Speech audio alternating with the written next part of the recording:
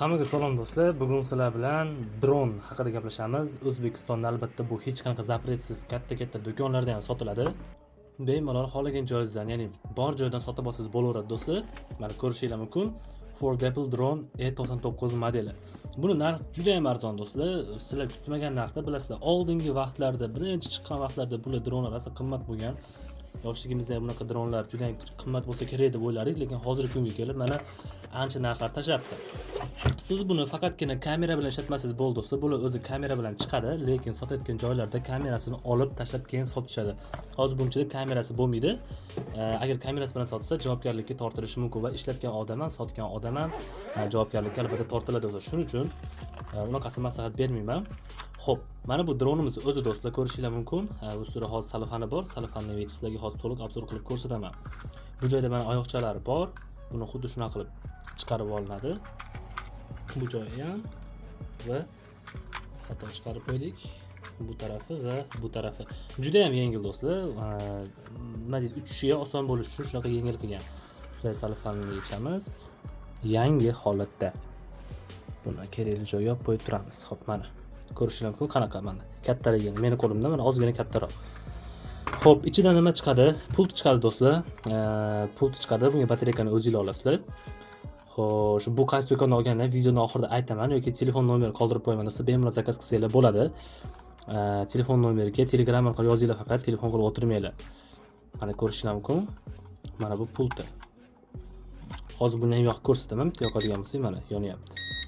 Mana bu menimcha zaryadi bo'lsa kerak. Zaryadi menimcha oz deyapti, lekin ishlaydi baribir. Xo'p, endi bu tarafida o'sha kitobchasi, ya'ni siz ishlatishingiz uchun agar tushunmasangiz, chunki bu joyda ko'rishingiz funksiyasi ko'p. Bu qanaqa funksiyalar bajaradi, barchasini o'zingiz ham ishlatsangiz o'rganib olasiz. Bu joyda shunaqa ma'lumotlar berib o'tgan ekan va mana eng o'sha kerakli joylardan biri bizga o'sha zaryadkali ekan. Mana bu zaryadkali ishlaydi ekan. Hozir ko'ramiz Type C yoki Type C emasmi?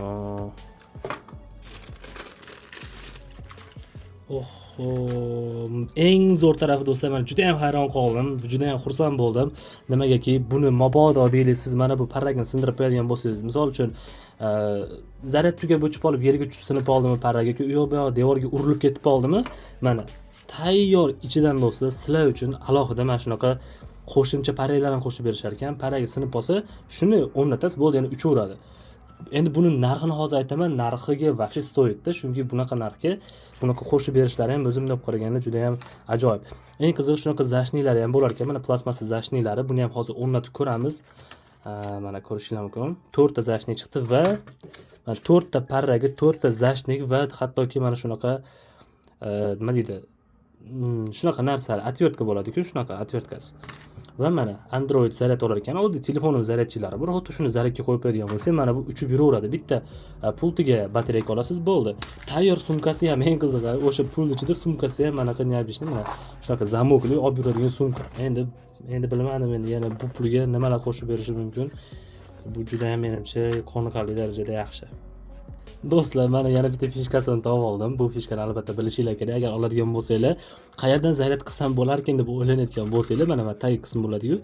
Shu joyini shunday chiqarasizlar ekan va mana ko'rasizlarmi? Alohida chiqar ekan bu. Alohida akkumulyator mana bu joyga zaryadga qo'ysak ham bo'ldi. Shu mana bu joyda o'zi necha milliamper xolos hammasini ko'rsatib ham qo'ygan ekan. Shunda tiqib qo'yasiz. Hozir xato tiqdim menimcha.